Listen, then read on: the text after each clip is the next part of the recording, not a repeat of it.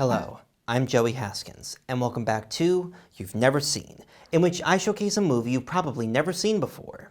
On the morning of February 24th, in 1989, FBI Special Agent Dale Cooper drove into Twin Peaks, Washington, to investigate the death of 17-year-old Golden Girl Laura Palmer, who was murdered. As Cooper becomes more acclimated to Twin Peaks, he starts to realize that everyone in town has a dark secret. But none had as many or as dark as Laura did. Cooper would discover that Laura was stalked, threatened, and assaulted by a person named Bob. Bob is an entity that feeds on sorrow and comes from an interdimensional place called the Black Lodge. He had been trying to possess Laura and become her for years, but she had resisted, which gave her anxiety and addiction problems. Eventually, Cooper comes to realize that Bob had possessed one of the residents of Twin Peaks and killed Laura. When we get more details on Laura, we get closer to finding out who killed her, until it is eventually revealed that Bob has been possessing Leland Palmer, Laura's father. He killed Laura and plans on striking again until Leland is killed, forcing Bob to seek another host, in the form of Agent Cooper. That's the basic summary of Twin Peaks, with a showstopper ending that can only be thought of by Mark Frost and David Lynch. Although the show was cancelled, David Lynch had wanted to make several films revealing the secrets of the aforementioned Black Lodge. The first was Twin Peaks' Fire Walk With Me. Fire Walk With Me was released in 1992, the year after the show ended. It would partially resolve several narratives that were left open after the end of Season 2, but was mostly a prequel film. A majority of the film chronicles the last week of Laura Palmer's life. Laura, played by Cheryl Lee, in this week would discover that Bob, the one who's terrorized her for years, is her father, Leland, played by Ray Wise. Laura isn't the character who we see a lot in the show. She's talked in passing a lot, so the movie is the first time we're really seeing her. And what we see is a scared, tortured girl who soon comes to realize that she's going to die soon. Over the course of the film, she pushes away all the people who want to help her. Her best friend Donna, her lover James Hudson, even her juvenile boyfriend Bobby Briggs.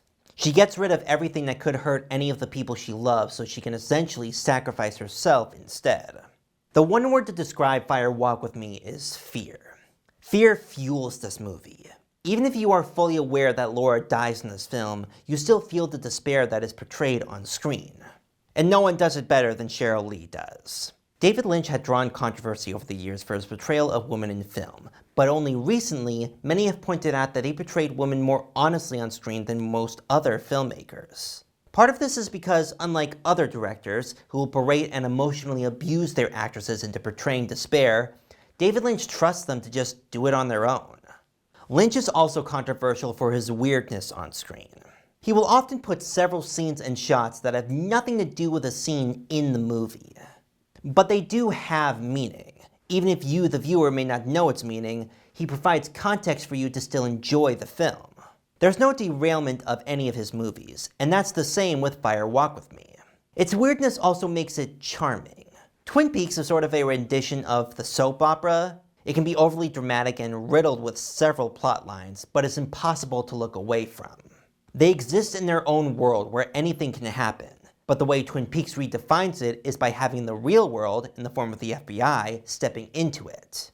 And of course the involvement of the weird in the form of the Black Lodge. But David Lynch's career was partially made because of the weirdness in his films, and the many meanings that everybody guessed were behind them.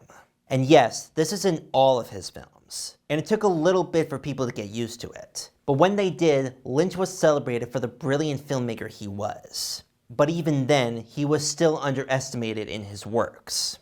He'll often shoot several hours of footage for his films, so they usually have to be condensed down.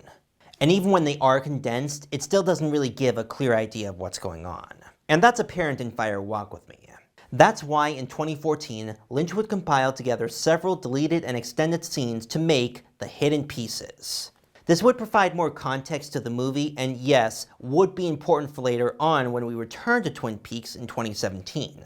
In case you can't tell, I love David Lynch and I love Twin Peaks. It's my favorite show and is one of the best things Lynch has ever put out. It's also a perfect gateway into his filmography. One that, yes, is very weird, but has been lauded for years and will be for years to come. And Lynch, even in his old age, still made films. Whether they be short films or commercials, he never went away. He even acted in a couple things. But he had garnered respect in the industry and is beloved even after his death back in January, even if the studios and audiences didn't respect him when he was still making movies. Despite the intention to make several more Twin Peaks films, Fire Walk With Me was panned by critics and made no money, so any plans were thrown out the window with that. But it has received a reappraisal in recent years, especially in its connection with the Twin Peaks return.